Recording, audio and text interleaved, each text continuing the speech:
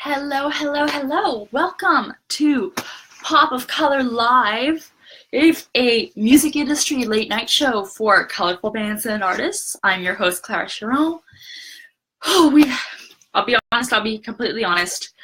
This is going to be a very low-key, off-the-cuff episode because for those of you not in the area, we're having a snowstorm.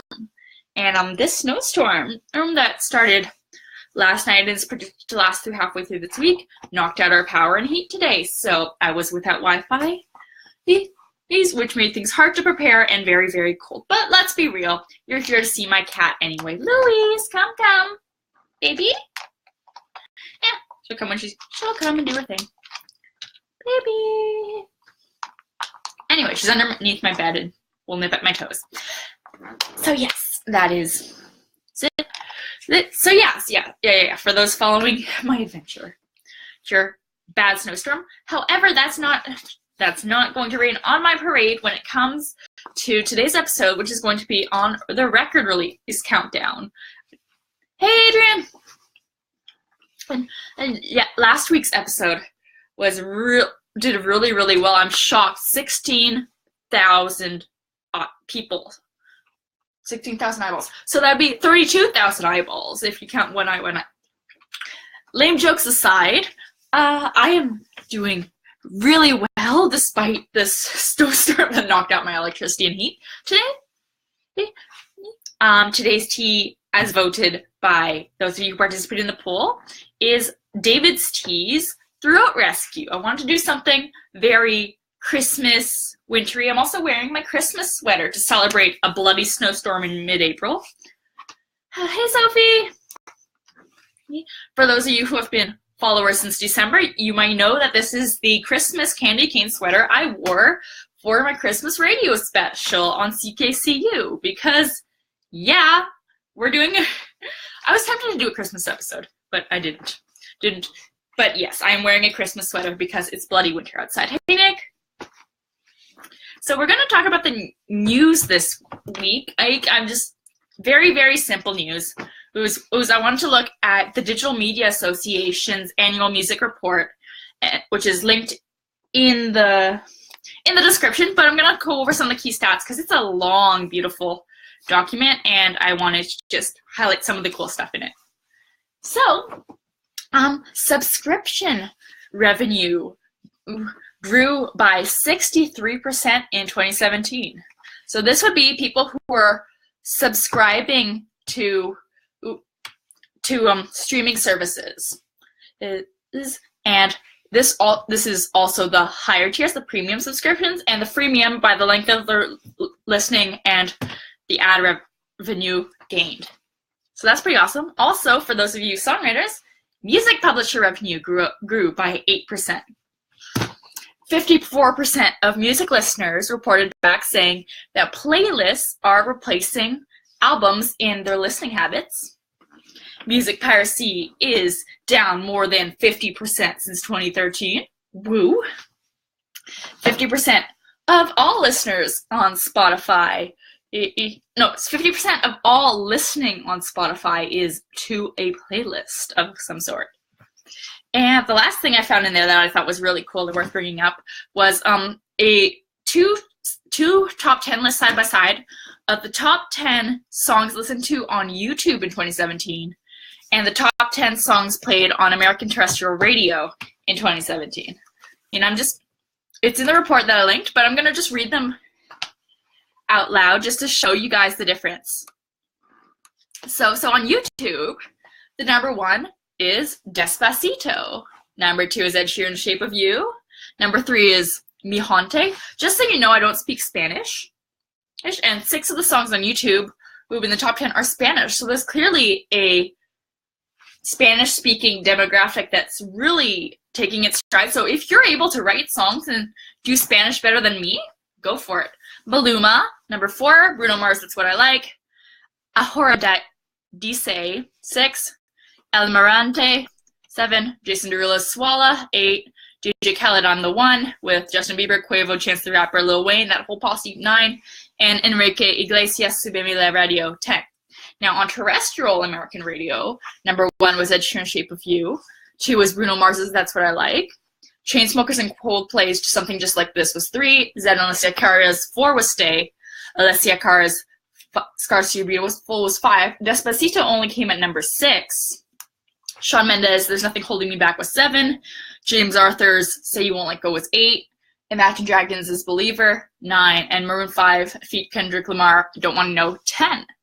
So it's really interesting to see, like, YouTube is leaning in the Spanish-speaking direction, and the ones that they did choose are more of, other than Ed Sheeran, like Bruno Mars, That's What I Like, Jason Derulo, Swallow, and DJ Khaled are more on the urban side with the sound they're doing and the lyrics, versus terrestrial radio, which is playing it safe. You're doing Chainsmokers and Coldplay, some EDM stuff, as well as Shawn Mendes, James Arthur, Imagine Dragons, and Maroon 5. So I just thought that was a pretty interesting thing to watch in comparison side by side. There's only 3 or 4 that repeated on the list too, so that was cool. Now we're gonna go to the main feature. Here. A record release countdown. This is based off an article I did a while back for a music production studio in New York City, but I'm going to be doing it in an interactive format. So yes, so you've got the final masters back. So this is everything, countdown, a checklist to all the things you need to get done before you release the record. In the rush of excitement and planning, there are many things that need to be done. Some are more easy to remember than others. But you've got to stay focused. It's best to have things written down so that you can track what you're doing. So we're going to start. I originally put it into categories, so that's how we're going to do it, just so you can jump if you're watching this in a rerun. So to start with the paperwork chapter of this, make multiple hard copies of your final masters. Your laptop can fail, your email can be hacked, your cloud storage can be lost. Take time to store the final masters of the recordings on an external hard drive or USB sticks so something you can physically hold. Store them in different places to protect the content down the line. A fireproof safe, a watertight box, a location outside your house. All great ideas. Next, write up a formal list of everyone involved in the production for liner notes and credits. You never know when you need to list all the session players or when you'll be asked for reference on a creative resume. Make sure you spell their names right and detail who did what. Make sure all the copies of contracts for those being paid in percentages are signed, photocopied, and secured. You don't want your producer coming after you years down the line, convinced that you owe him money for underpaying his royalty rate, and you can't prove him wrong because you lost the only copy of your signed agreement, assuming you had one in the first place. A long time ago. Have multiple copies, safeguard them, just in case. Money does weird things to people. Pay all those who agreed to a flat rate in full. Unless you want the studio owner, who usually pays on a flat rate, not percentages like a producer. So unless you want the studio owner to crash your release party by getting up on stage and not letting you play until you cough up the remainder of the ignored invoices, it is recommended that you finish paying everyone who agreed to a flat hourly rate of compensation. If you're an American, true, Nicholas. If you're an American, fill out applications to be the U.S. copyright holder of your own music. Other countries follow the It's Yours Upon Creation standard, but do check with the best way to who have the copyright. Once it's created, it's yours, obviously, but good thing to have the files just on hand. And in case, digital also has timestamps, but better safe than sorry. Clear permissions for cover songs and samples. Obviously, it's smarter to ask in advance. And so like in the pre-production stage, before you go into the studio, determine to use this sample or determine to record this cover song. But this is still a better option than not asking, releasing the song, getting popular, and then being sued for every penny the song will ever make. Ask the Verve. For those of you who don't know that story, the Verve was a indie rock band in the 2000s who sampled a Rolling Stones song, the violin, da, da, da, da, da, da, da, something like that, without asking for permission. The song hit #1, the Rolling Stones sued. They begged for forgiveness in front of Mick Jagger, and Mick Jagger asked for 50%. So they're like, oh, okay, yeah, sure. And then Mick Jagger said, okay, now you have to ask Keith. And he took the other 50. So they never made a penny off that song just because they didn't ask to clear the sample in advance. Next, if you're in a band or use a made-up stage name, fill an application to trademark the name with your respective country's trademark offices. This applies mainly to new acts, but if you haven't officially done this, do it now. You don't want anyone in your geographical territory or musical genre starting a band with the same name as you. On the flip side, if you discover your new band name has already been taken, it's not too late to change it before making merch. Next up, register your new songs with your country's PRO, Performing Rights Organization, so that you can collect royalties on their public performances. So that would be ASCAP, BMI, or CSAC in the States, SOCAN in Canada, for example. Songwriters, look yours up and become a member if you aren't already one. And lastly, make sure your bandmates and session players are registered to receive their neighboring rights. Okay, so let me give you an idea of this one. So imagine if you were paid a $50 flat fee to play bass on some indie rock track, and then discovered months later that it became a smash hit, earning everyone else involved way more than you made.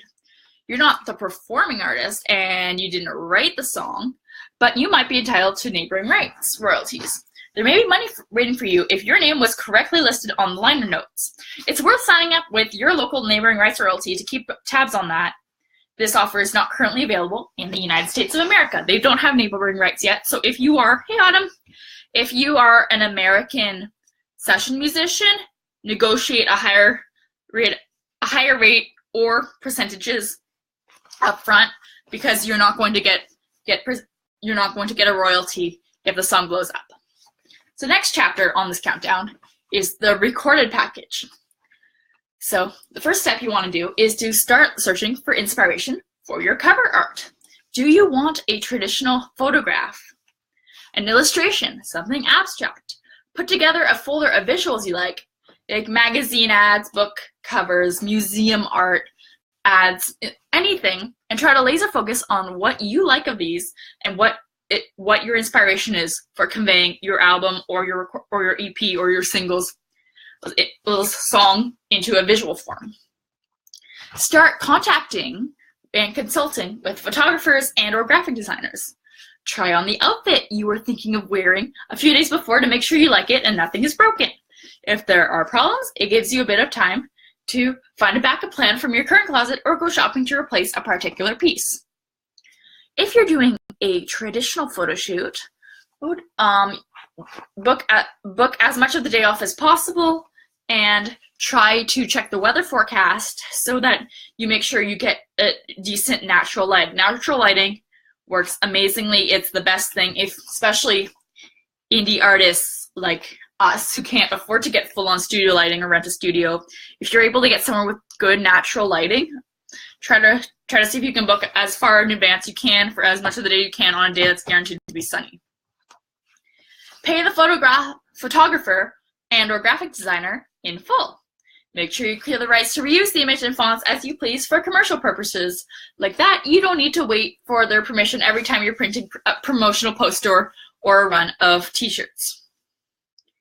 Name the artwork files clearly and distinctly so they don't get lost in your computer. Making backups is also a good idea. If you're putting your music online, decide on your online distributor.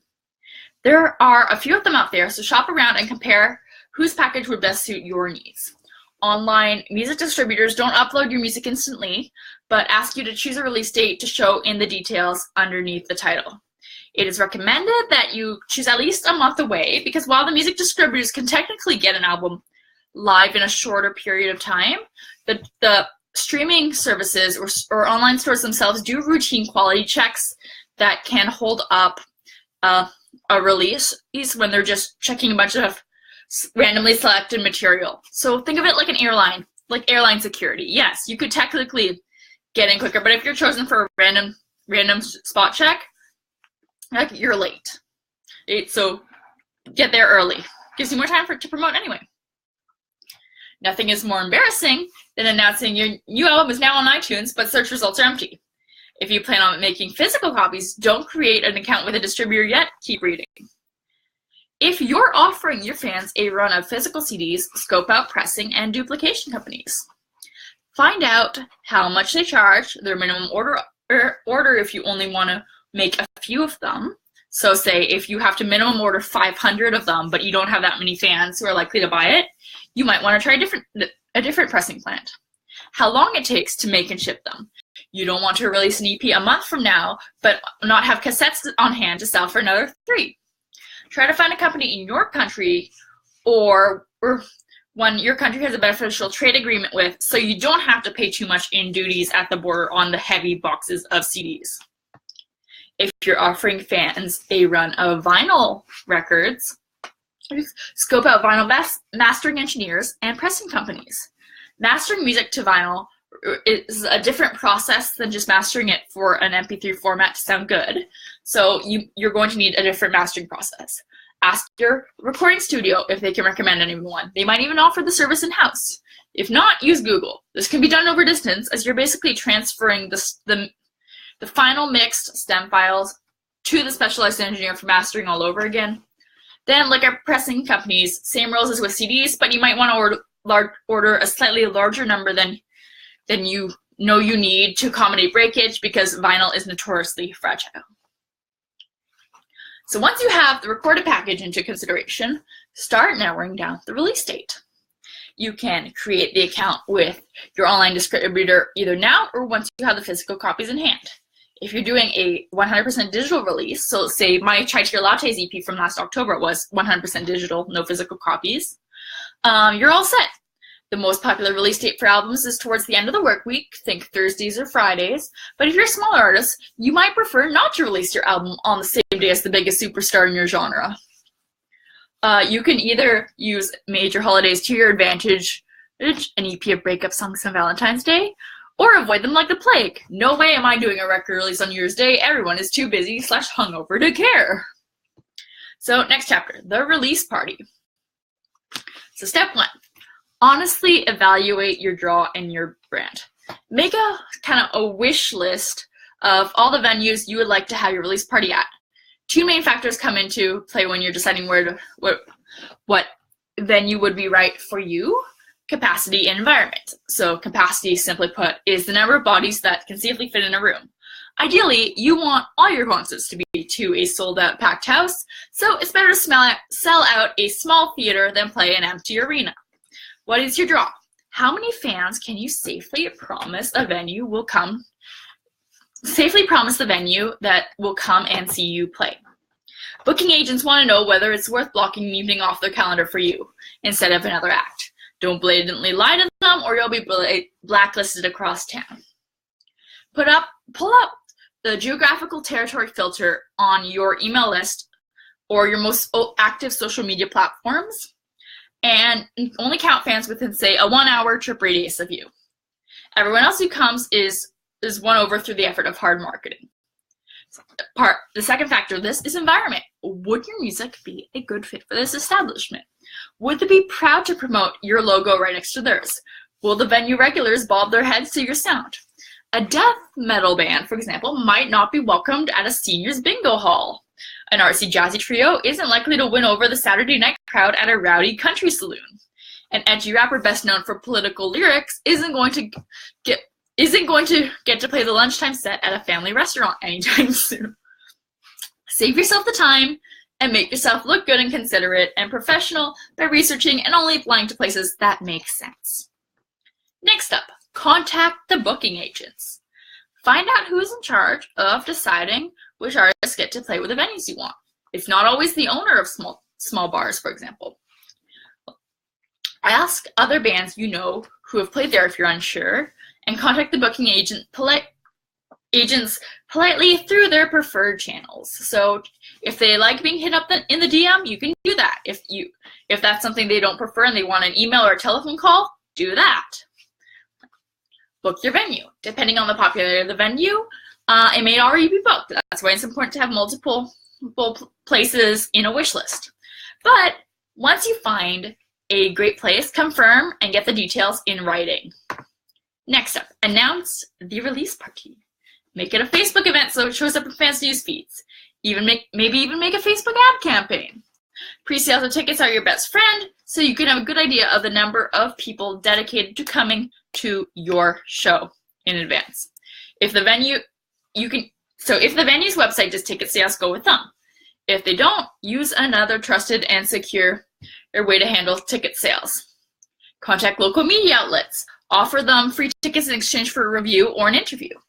Consider creating a contest to give away a pair of tickets. This both builds fan loyalty and boosts you in the social media algorithm by getting statuses shared around and commented on.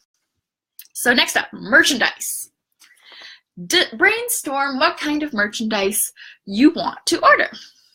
If this is your first time ordering merch, think about what your fans would clamor for and spend money on. You can even make an online poll to get their direct input. But the classic band t-shirt seems like an obvious choice, but remember, you will need to order multiple sizes, and it's always the extra small and the extra large polls, which you'll have too many of while constantly running out of small, medium, large. I would recommend starting with a one-size wearable merch, such as beanie hats, pins, iron-on patches, silicone bracelets, temporary tattoos. You get the idea. Other popular ideas include stickers, drink coasters, there's pens, guitar picks, shot glasses. A lot of artists tend to have the same items as merch, only with a lot of different artists tend to have the same items as merch, only their logo is the differentiating factor. The best way to sell yours and get people talking is to have something different than the other artists in your genre and perfect for your brand. Next up, order the shipments. Following the same guidelines as ordering physical CDs, find out how much they charge, the minimum order, and how long it takes to make and ship them. You don't want to release your EP a month from now, but only have merch to sell for another, say, 3 or 4. Try to find a company in your country or has a beneficial trade agreement with your country so that you don't have to pay too much in duty on the border for shipping heavy boxes of merchandise you plan to sell. Next up, marketing. Announce your upcoming release online. So now would be the time to change all your official social media profile pictures and website design to the album cover art and mention the release date in the description. Consider doing a social media post countdown starting a week before. Decide if you want to do a promotional single. The typical mainstream music release strategy has its pros and cons. So this would be like releasing one single before the rest of the album. The pros are you can get early media coverage for the single, reviews and rotations, building up fan excitement for the full project, and you can win over new fans with the first single, make it easier to convince them to hear more. The cons are if you have a short EP with one clear big single, it might be harder to win over casual fans and to the B-sides.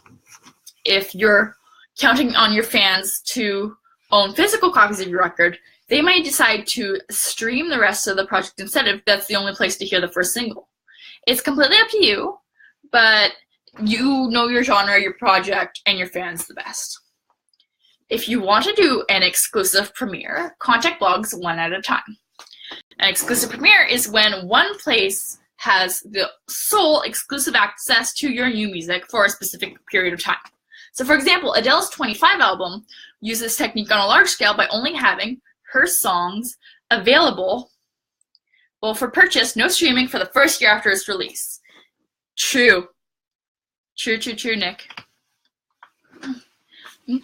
But for smaller artists, it may be a cool collaboration idea to get a respected and influential blog to premiere your release on the first day. So say they would have a private streaming link for all their readers to click on their site for the first 24 hours, say. So hopefully your fans and their readers would get along really well. This technique is very grassroots and requires promotion from both sides. It's involved. If you're going to use the strategy, contact the blogs one at a time so you don't have to cancel on anyone if someone better gets back to you. Wait for a clear not interested or silence after several follow-ups before moving on. Change all your social media profiles to say your release is out now once it is. On release day, change everything you displayed as coming soon to show that it's out now. many music digital distributors will give you a list of links to where your album can be purchased or streamed online. Copy and paste those into a desktop document for ease of access and make it as simple as possible for fans to listen to your new material on their private service. Hey, Spencer! Woo! Oh, it's so nice. Okay. Upload audio to YouTube. YouTube is the second largest search engine in the world, so if you don't put your audio there or with a still image of the album artwork, someone else will, so you might as well be the first one to collect those views and add a revenue. Upload song lyrics to your website. New fans hearing your songs for the first time on playlists or community radio might be so intrigued by you that they Google the only identifying part of the track they remember, the lyrics to the hook. So do yourself a favor and have a part of your website explicitly dedicated towards your own lyrics so that you come up at the top of the search results. Bonus if you can encourage them to sign up for your mailing list and guide them towards your merch shop while they're on your website, which is your turf. After the official release, start pitching to bloggers, program directors, playlist curators, and other music tastemakers. If you did a premiere, you need to wait until the period of exclusivity is up. Now it's fair game to pitch to anyone who might be a good fit. There you have it. That was a very long checklist, but I think I covered everything involved, or most of the common things involved with a record release checklist and countdown. So glad you guys tuned in. For all of you who are in the area, yes, I got power back, I got heating back, and the show must go on, but this was a very low-key episode. So it's okay. You didn't even get to see my cat. She's curled up at the under my bed, on the heating vent right now because she wants to be warm.